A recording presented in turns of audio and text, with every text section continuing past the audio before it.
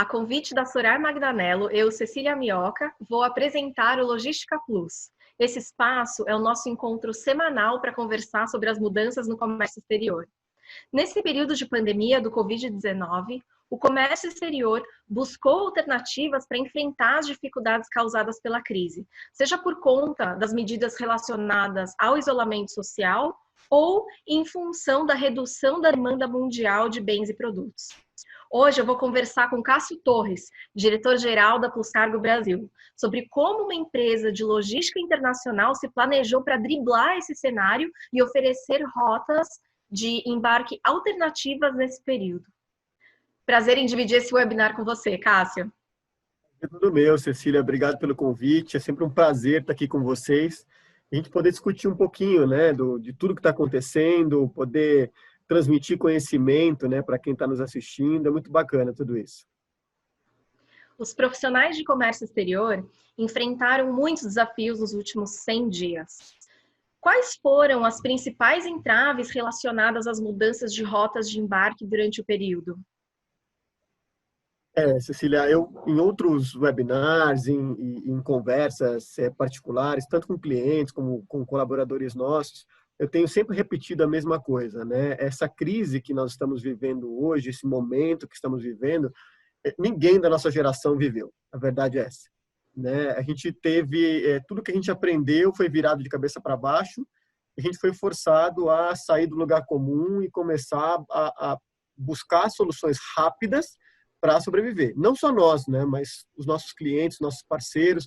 É uma pandemia que veio e não poupou ninguém. Nenhuma nação do mundo não tem nenhum tipo de caso.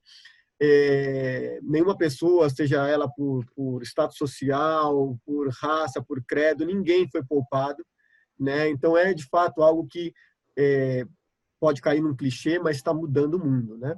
E o setor de logística ele foi logicamente diretamente afetado. A gente vive num mundo globalizado. Nós vivemos em um mundo onde os países estão interconectados, ninguém mais é autossuficiente, ninguém consegue viver sozinho, né? E a logística ela está presente nessa comunicação entre os países. E isso trouxe graves problemas para a logística, porque, primeiro, as fronteiras foram fechadas por uma questão sanitária, então os países impediram a entrada de pessoas, né? As mercadorias sofreram também restrições nas entradas, não bloqueio como pessoas, né, mas restrições, demoras e tudo mais. Isso afetou basicamente todos os modais. O primeiro modal que eu coloco aqui como o principal afetado foi o aéreo, sem dúvida nenhuma, né? O aéreo a gente teve uma redução de praticamente 95% da oferta de voos de passageiro no mundo. E a gente sabe, né, o quanto o avião de passageiro é importante para o escoamento de mercadorias também, né? Então, da noite para o dia, simplesmente não tinha voo. As pessoas tentando escoar e não conseguiam de forma nenhuma. Sim. No marítimo foi um pouco ao contrário, né? No aéreo era oferta de espaço, oferta de opção, de modal, né? No marítimo você tinha uma oferta alta, porque não tinha carga, né? Os importadores não estavam trazendo, os exportadores tiveram que segurar um pouco, as pessoas começaram a trabalhar de casa. Então, o marítimo foi um problema diferente do aéreo, que houve um aumento na oferta, e quando há um aumento de oferta, o frete ele despenca. Então, os armadores entram num processo de ter que se reinventar e segurar, criar os blank sailings, né, para que causasse um pouco de estresse nessa oferta de espaço, para que o frete se mantivesse em um patamar um pouco mais aceitável, né? E diferente, assim, como eu estava falando do aéreo, o frete ele atingiu níveis que nunca atingiram desde que a gente trabalha com isso, né? Fretes, por exemplo, de Xangai para Guarulhos, que em momentos normais de mercado, estão na casa de 5, de 6, de 7 por quilo, chegaram a 22 por quilo durante a pandemia, né? Então isso acabou afetando. O transporte rodoviário, esse foi talvez o menos afetado entre os dois. Teve um tema muito mais operacional, que foi a morosidade nos processos de liberação em fronteira, né? Mas foi o que a gente sentiu menos a questão do impacto da pandemia, né? Então, infelizmente, assim, o frete ele é um fator de composição importante no preço da mercadoria, né? Então, você imagina um importador que já está sofrendo com a volatilidade de câmbio, de repente tem que pagar 20, 22 por quilo para trazer uma mercadoria da China para o Brasil, né? Em um momento em que é necessário importar, não tem jeito. Tem algumas mercadorias que não tem como não importar, né? Então, tem a volatilidade do dólar, o frete alto acabou impactando diretamente no planejamento de muitas empresas, né? Então, assim, como eu disse no início, é o momento de ter que olhar com critério, com tranquilidade, para poder achar as brechas e as soluções para sair da situação com menos impacto possível. Verdade, Cássio. Quais foram as soluções? Verdade, Cássio. E quais foram algumas dessas soluções que a equipe encontrou para apoiar importadores e exportadores nesse período? O primeiro de tudo, a Pluscargo ela já tem no DNA dela essa questão da proximidade com o cliente, né? Desde que a gente participou ativamente, né, nós dois, da criação da nossa Bíblia, né, do nosso livro azul, da forma de atendimento da Pluscargo. A Pluscargo sempre foi uma empresa que buscou a proximidade com o cliente, não só para ofertar um serviço, mas para achar o quê? Soluções. Um dos nossos lemas não é minha culpa, mas é meu problema, né? Tem a questão de ofertar o a mais, sempre buscar o a mais, que é a história do sorvete, né? Sempre ofertar para o cliente mais do que ele espera, né? Então, isso já estava no DNA e facilitou bastante para nós. O que a gente teve que mudar um pouco foi a forma de comunicação com esse cliente, né? Através do trabalho remoto, ferramentas como o Zoom, como o Google Meet, o Skype, o próprio WhatsApp, que eram ferramentas que a gente usava no dia a dia, mas não com a grandeza que nós utilizamos hoje. Isso aproximou a gente muito mais dos nossos clientes e a gente começou a entender um pouco a dor desse cliente. Por que ele estava parado? Por que ele não estava trazendo? Que tipo de situação a gente poderia tentar ajudar para quê? Para que ele viabilizasse operações e uma vez ele viabilizando operações, a gente tem o que transportar, né? Então, é toda uma cadeia envolvida nisso. Como eu falei, o modal aéreo foi o principal afetado, né? Então, foi aí que a gente começou a buscar soluções, né? Então, primeiro foi buscar uma opção de parceria em charter, que era uma solução assim de curto prazo. Então, teve uma onda aí de oferecimento de charter nos 2 primeiros meses de pandemia. Agora a gente já percebe que está começando a cair um pouco mais, até porque a demanda também está caindo em cima disso. Parece que os fretes estão se estabilizando, a oferta está se estabilizando aos pouquinhos, né? Mas nos primeiros 2 meses foi buscar essa opção de parceria em charter, né? Que ajudou bastante nesse primeiro momento. E a gente viu algumas oportunidades que a gente não poderia deixar passar. Uma delas foi a criação do produto CIER, né? Que foi a junção de 2 modais em uma única operação, trazendo o frete oceânico na carga consolidada de Xangai até Los Angeles conectando Miami de caminhão e trazendo isso para Viracopos aqui no Brasil. E de Viracopos aí transmitindo para vários aeroportos ou vários pontos aqui no Brasil, né?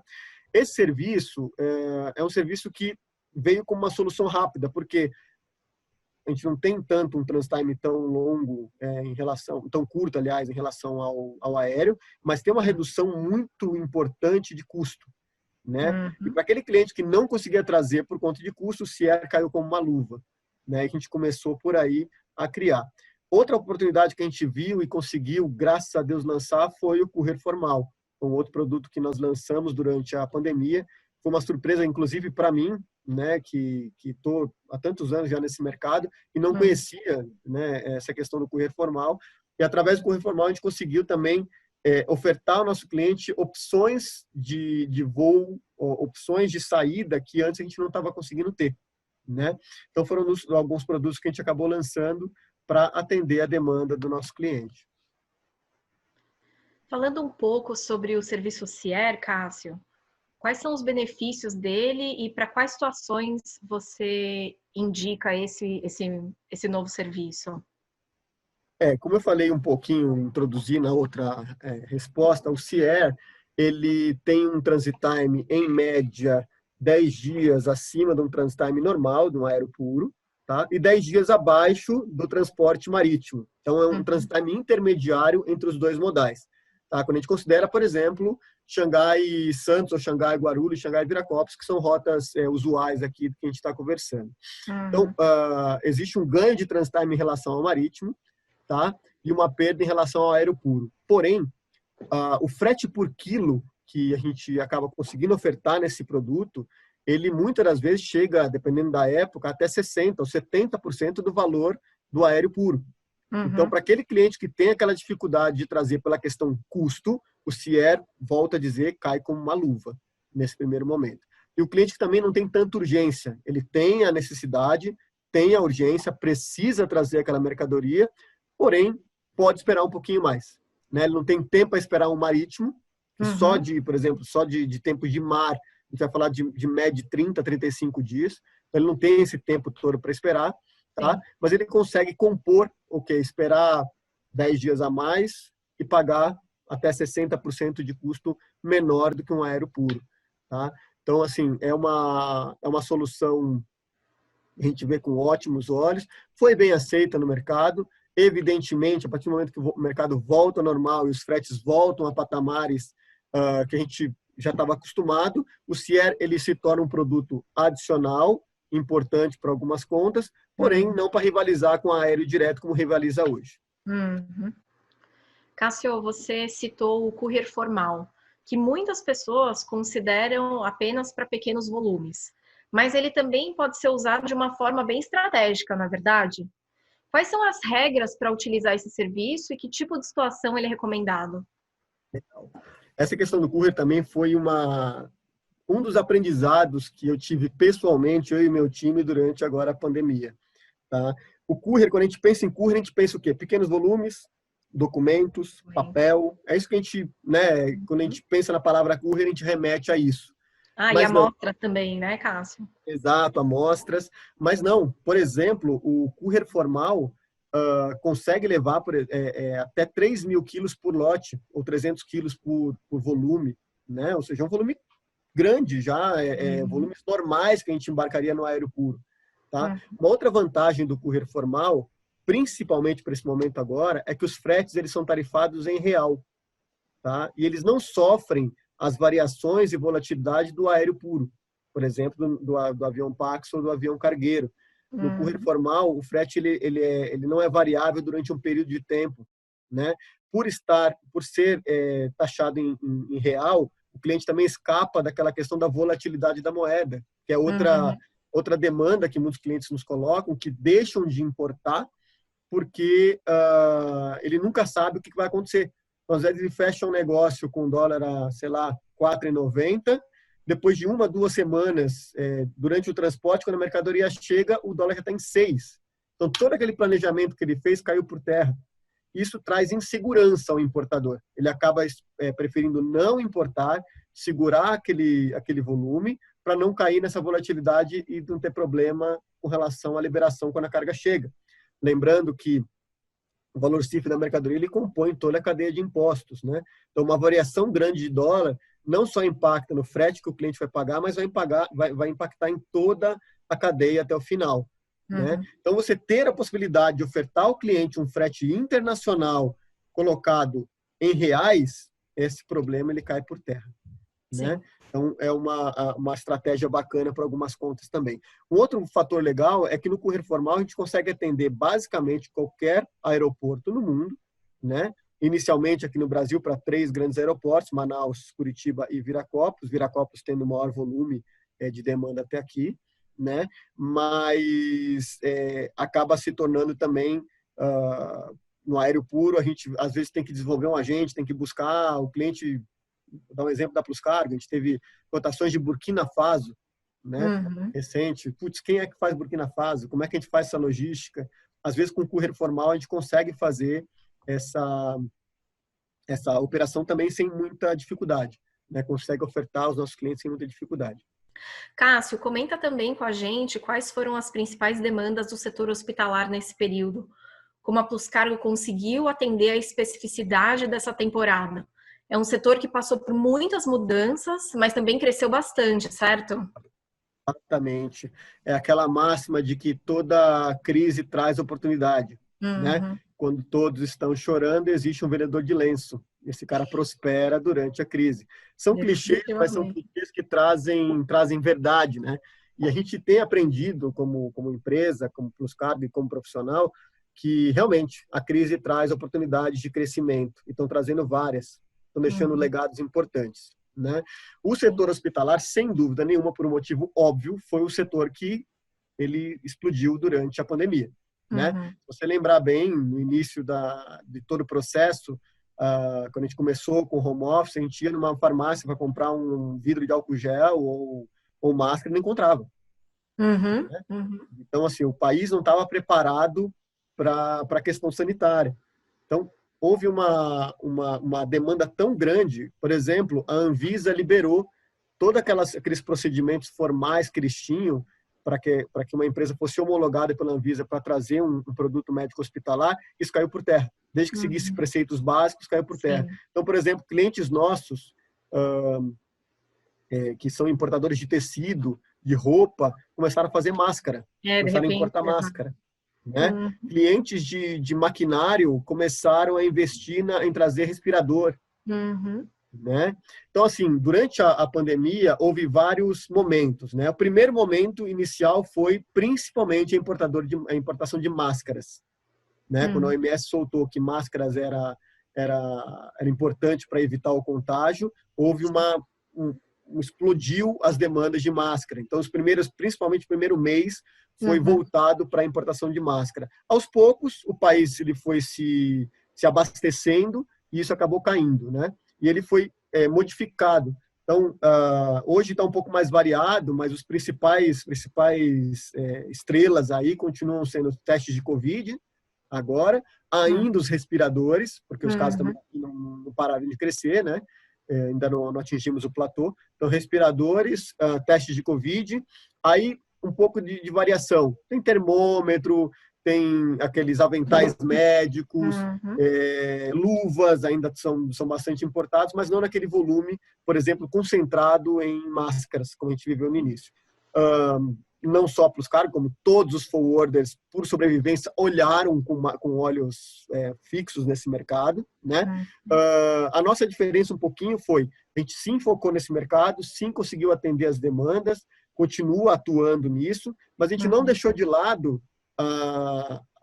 o nosso DNA, que é o multiproduto e o multicliente, né? Então, isso é muito importante. A Pluscargo, ela cresceu nos últimos anos muito voltado nessas duas bases, né? Multiproduto, multicliente e multitrade, para que a gente, em crises como essa, a gente não sofresse tanto, né? Por exemplo, se a gente tivesse o foco apenas em um setor, a gente poderia estar morto hoje, né?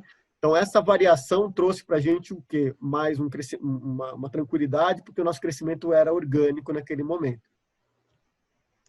Agora uma pergunta que foge um pouco do tema, mas eu quero saber sua opinião e eu tenho certeza que as pessoas que nos acompanham também querem. Durante esse período, a gente percebeu que muitos países não podem mais contar com uma única fonte exportadora de produtos essenciais. Você enxerga uma aceleração nas mudanças de restrições e política de comércio exterior dos países por conta disso?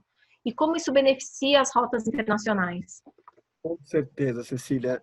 Na verdade, se a gente observar bem, o mundo está passando por uma reconfiguração geopolítica. Né? Que as grandes fábricas estão deixando a China, né? Até por tudo que está acontecendo. Então, as grandes marcas europeias, americanas, que tinham suas unidades fabris na China por conta do custo baixo, estão mudando um pouquinho agora estão mudando bastante essa questão e transferindo as suas fábricas ou de volta para os seus países ou para países periféricos, como os países do Sudeste Asiático. A Índia também agora se apresenta como uma ótima opção, porque tem um custo de mão de obra muito baixo, né? Então, esse pós-crise traz o quê? Uma reconfiguração desse mapa geopolítico. Então, hoje os forwarders como nós, os agentes de carga, estavam focados basicamente em buscar as melhores tarifas da China, vai ter que começar a pensar diferente agora em trabalhar nessa questão do multitrade, trabalhar nessa questão de buscar alternativas. Então, por exemplo, a fábrica, vou dar um exemplo que não é real, mas se a fábrica da Adidas vai para o Vietnã, se a unidade fabril da Apple vai para a Indonésia, temos que buscar tarifas e temos que buscar opção e temos que buscar soluções logísticas também nesse país. Eu acho que muitos das empresas do nosso mercado se notabilizaram por ficar muito focada e centralizada onde estava a maior parte do volume, que é na China. E isso vai mudar no pós-crise, sem dúvida nenhuma. A gente viu esse movimento desde, na verdade, de que o Covid começou na China em janeiro, né, Cássio? A gente viu até importadores importadores brasileiros que deixaram de importar da China para buscar o produto no mercado nacional, né? Isso é bem interessante também. É uma reconfiguração que causa bastante agito, né?